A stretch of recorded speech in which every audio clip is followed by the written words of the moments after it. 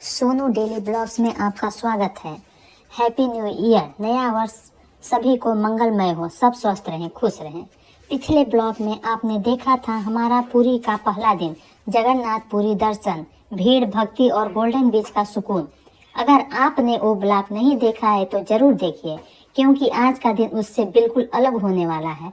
आज हम निकल रहे हैं चिल्का लेक नेचर टूर के लिए, और सच कहें तो यह दिन जितना खूबसूरत था, शुरुआत उतनी ही ज़्यादा स्ट्रेसफुल थी।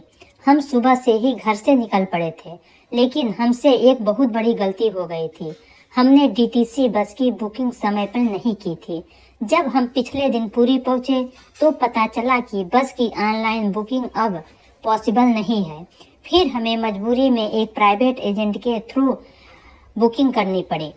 ऊपर से प्रॉब्लम ये थी कि इतनी ज़्यादा भीड़ थी कि बस का रिपोर्टिंग पॉइंट वही नहीं था जहां हमें बताया गया था।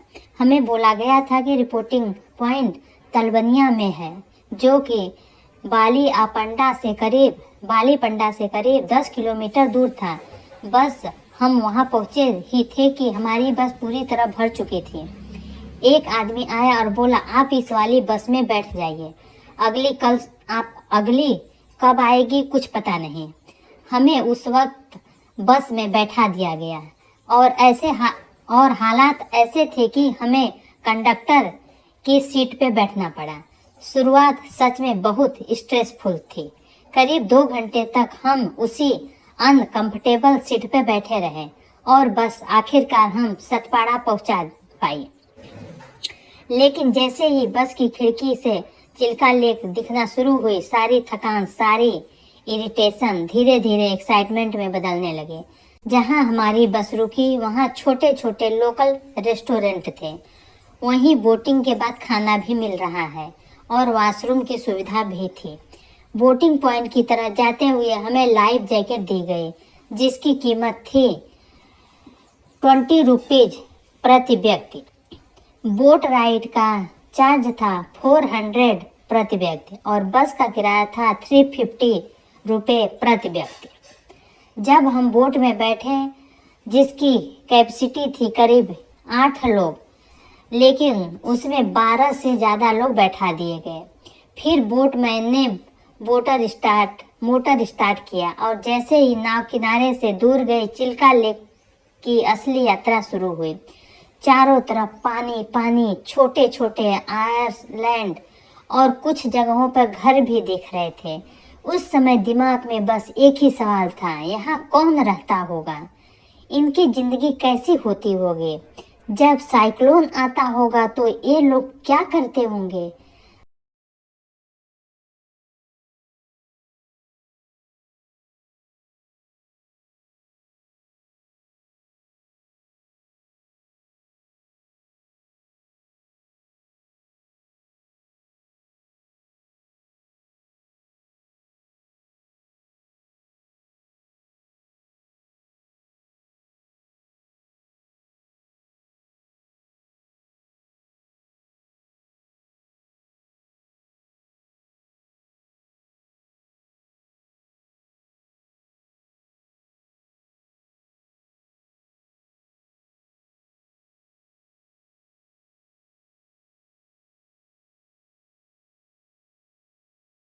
हम एक आइसलैंड पर रुके, जहां हम कुछ लोकल लोग मिले जो शायद फिशरमैन थे।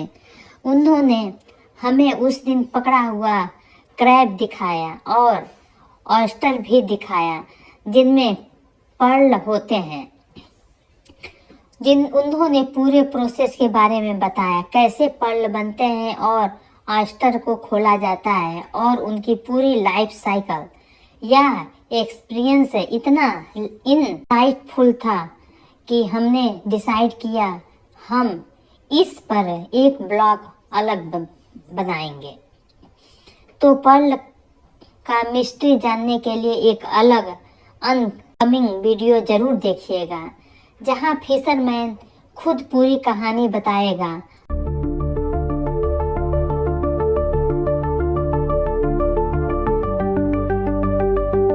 चिल्का झील सिर्फ एक झील नहीं है, ये अपने आप में एक पूरी दुनिया है।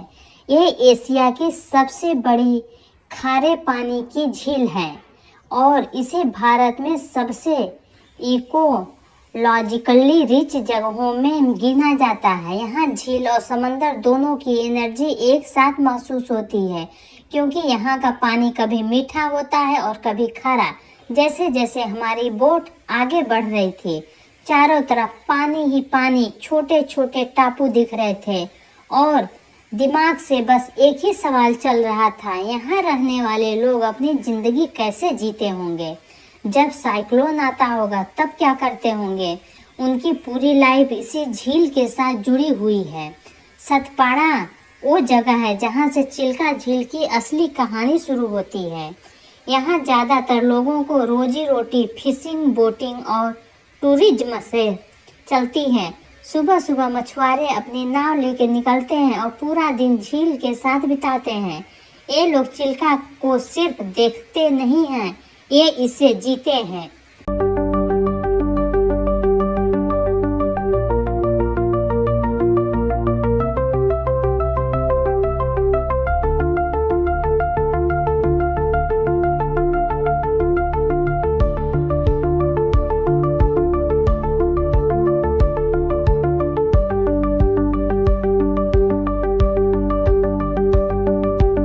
सर्दियों के मौसम में चिल्का झील और भी खास हो जाती है, क्योंकि इस जगह यहाँ हजारों माइग्रेटरी बर्ड्स आते हैं। साइबेरिया, मंगोलिया और यूरोप जैसे दूर दराज के इलाकों से फ्लेमिंगो, पेलिकन, हेरान और न जाने कितने रंग बिरंगे पंछी।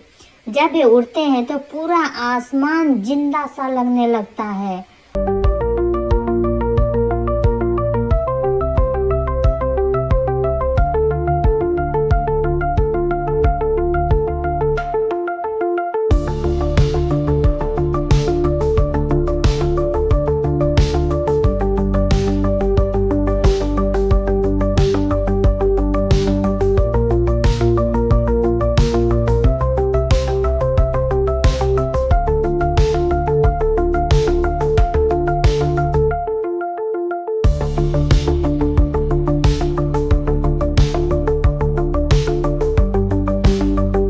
और हाँ, चिल्का झील इंडिया की सबसे अच्छी जगहों में से एक है, जहाँ आप डॉल्फिन देख सकते हैं।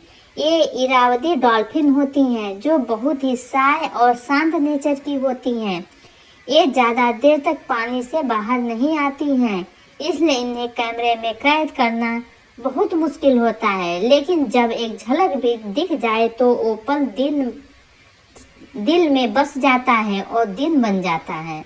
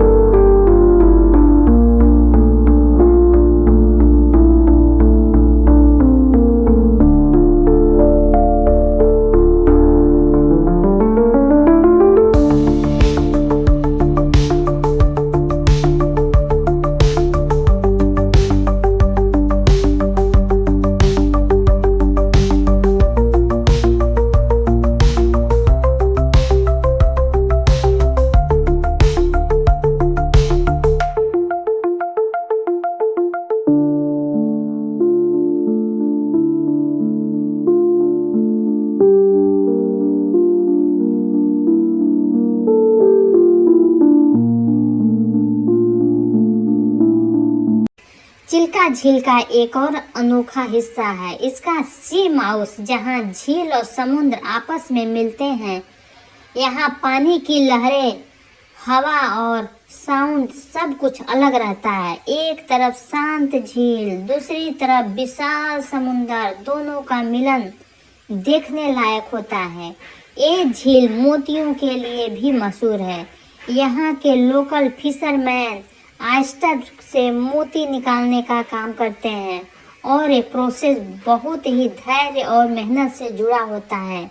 अगली वीडियो में हम इसी मोती की कहानी को और डिटेल में दिखाने वाले हैं, तो वो ज़रूर देखना। चिल्का लेक की सबसे खूबसूरत बात यह है कि यहाँ शांति है। आप घंटों यहाँ बैठ सकते हैं, पानी को देख सकते हैं, हवा को महसूस कर सकते हैं और फिर भी बोर नहीं होंगे।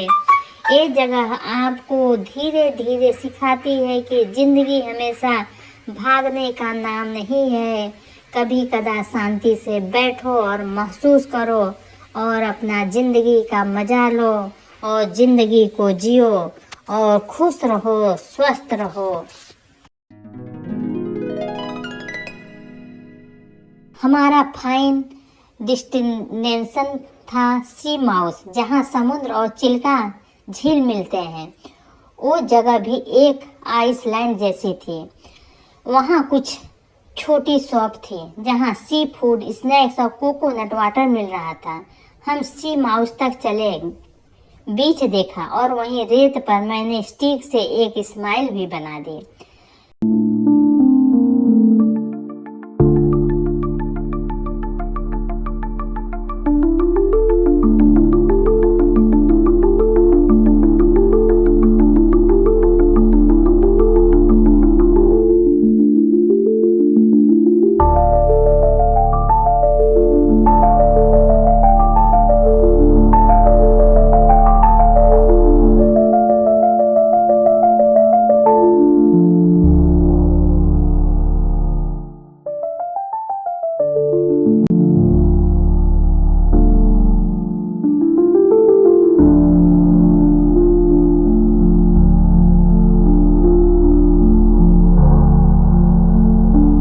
किनारे पहुंचकर हमने कोकोनट वाटर पिया और फ्रेश कुक प्रॉन्स खाया।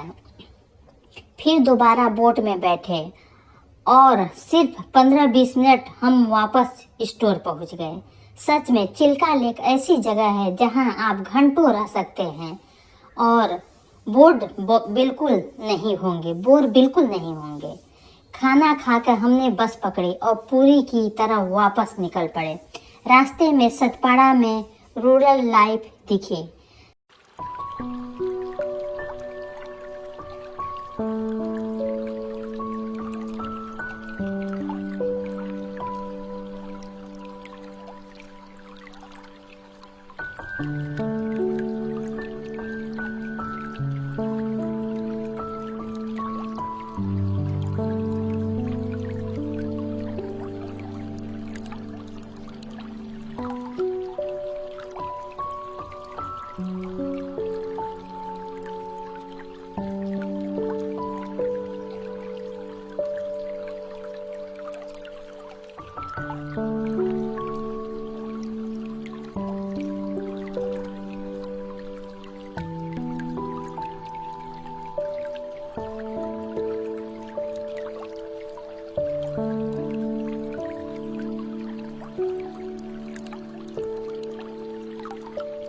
और एक इंटरेस्टिंग बात ये थी कि जिस जगह हम थे उनका नाम था मिर्जापुर। रास्ते में खेत, धान की फसल, गांव के लोग और बहुत खूबसूरत वाइल्ड फ्लावर दिखे। इस तरह की सफ़ेद घास भी दिखी। अगर आपको उनका नाम पता है तो कमेंट में ज़रूर बताइएगा।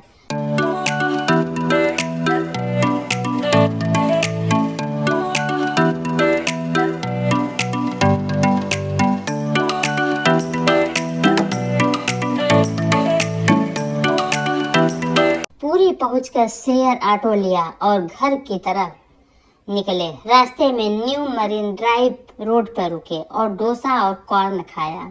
बहुत टेस्टी लगा और इसी के साथ हमारा चिल्का लेक वाला दिन ख़त्म हुआ। अपना अगला ब्लॉग और भी मज़ेदार और इंटरेस्टिंग होने वाला है, तो उसे मिस मत कीजिएगा। अगर आपको ये वीडियो पसंद आया है तो लाइक, शेयर और सब्सक्राइब जरूर करना। Thank you. जय जगन्नाथ। नया वर्ष मंगलमय हो।